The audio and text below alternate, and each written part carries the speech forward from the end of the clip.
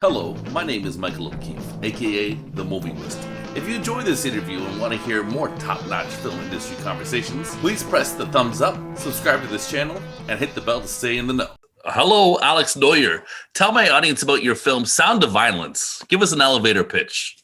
It's first of all, thanks for having me, and secondly, it's the story of a killer who makes music through murder. Right. That's what it is. It's that elemental. Pretty much. I mean, obviously, the big difference is that it's an artist's journey versus a killer's journey, and we are also staying with our protagonist. Is she a hero? Is she a villain? We try to shift the paradigm of a classic serial killer and turn it into the context of the artistic process. Very cool. Did you ever hear a track that you thought was comparable to The Sound of Violence? That's a great question. I'm trying to think. Maybe actually Prodigy.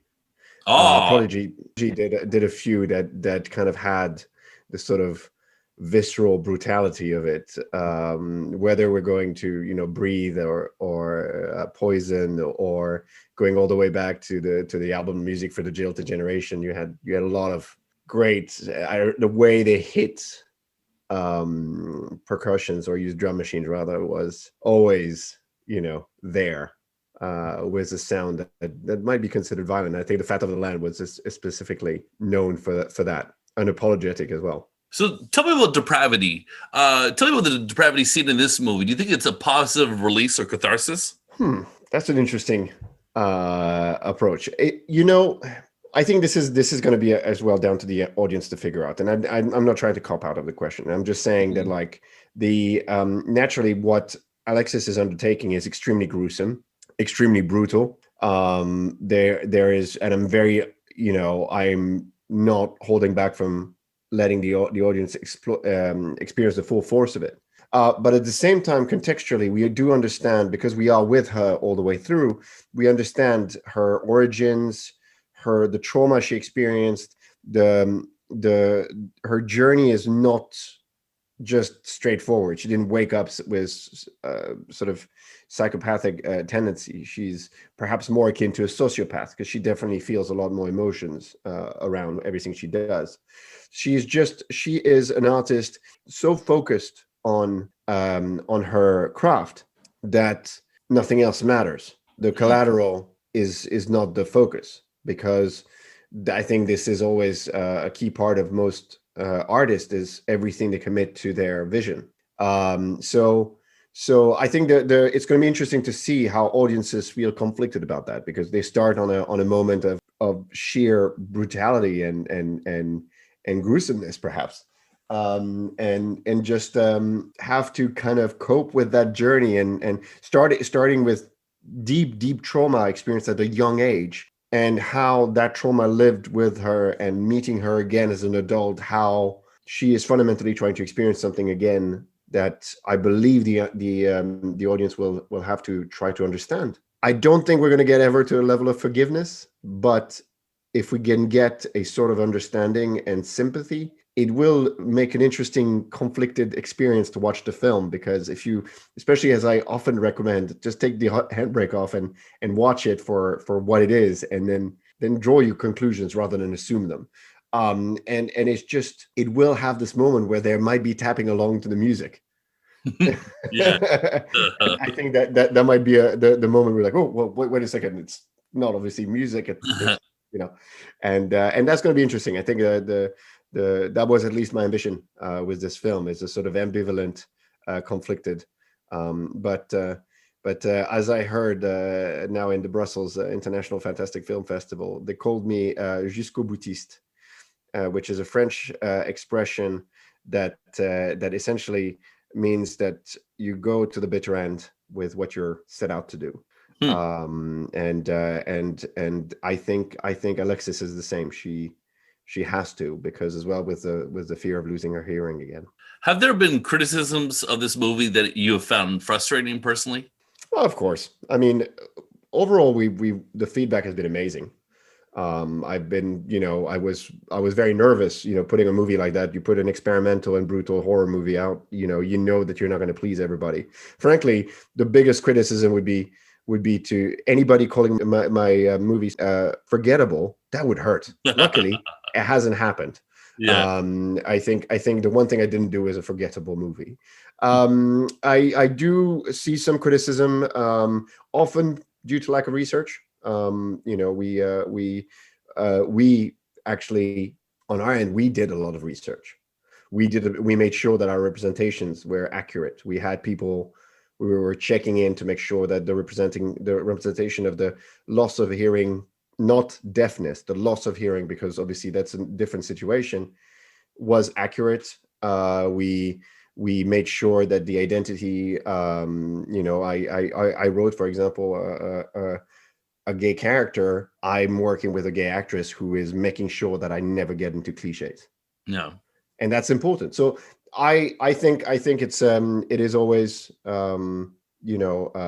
frustrating when people don't look necessarily behind the work that we've put, but you put a piece of art into the world, you can't please everybody. Tell me about working with your actors and what the set experience was like. Fantastic. I'm very, very lucky. I'm working with actors who are very precise and very dedicated to their craft, but at the same time, they also will never let me drop the ball as far as my commitment to the story. They felt all that they had a stake in that story. They felt they related to its originality, but they also related to embodying those characters. And I worked a lot with Jasmine, Lily, and James to also adapt the way the characters spoke, because I'm not a native English speaker. So when we addressed the script, we made tweaks to make sure that they sounded more, the sentences sounded more natural. And then the fact that they committed to those roles, for a movie of our size, perhaps is what I'm the most grateful for, and really made it a pleasure to walk on set every day with a new challenge at hand. Every day was, a technical challenge with something to look forward to. Mhm. And again, I wrote all those characters with a certain open-mindedness, because they are the characters, their motivation and such in the story. But then as far as their being and their authenticity, I kept that sufficiently open so that the actors could meet me the rest of the way, and we could really latch on the dynamic of the character into real people. And again, this is the importance of again, I write visually, so things come to my head and I write, and I made choices for the character of Alexis that came to me that way, and I kind of decided to stick to what I saw. And it was amazing to meet somebody like Jasmine, who lives a life that and applies herself to her craft in a way that she wanted that role to fit the identity I had written, and again, never get into cliches. And I have to say, in our first meeting, there was one of the big thing that she said the role was authentic. So that set out a wonderful collaboration, and every day it was very collaborative, because I wanted the characters to really live through the actors. And I know that might seem a bit cheesy to say, but I challenge everybody to look at the eyes of Jasmine throughout, and see what's going on there, and see how she is absolutely Alexis. Hmm. And the chemistry as well between Lily and Jasmine was incredible from day one. From the moment they met, they hadn't met before, they hadn't worked together. So the moment they met, immediately they clicked. All that was fantastic, because it just made my life, as I've been a producer for 17 years, but it is the first time director of a feature. It made my life so much easier.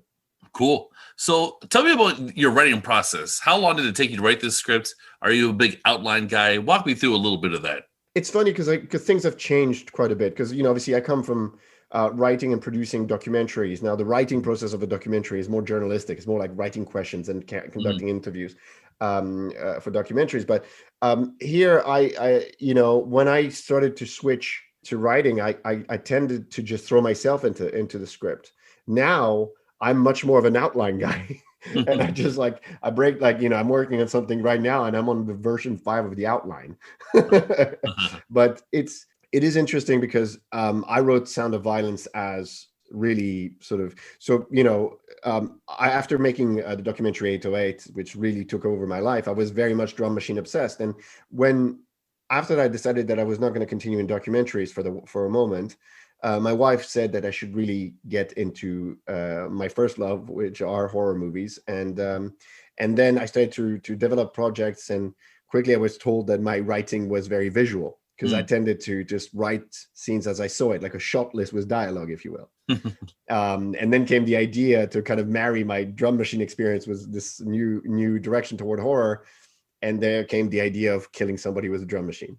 But again, that's where the short film Conductor was born.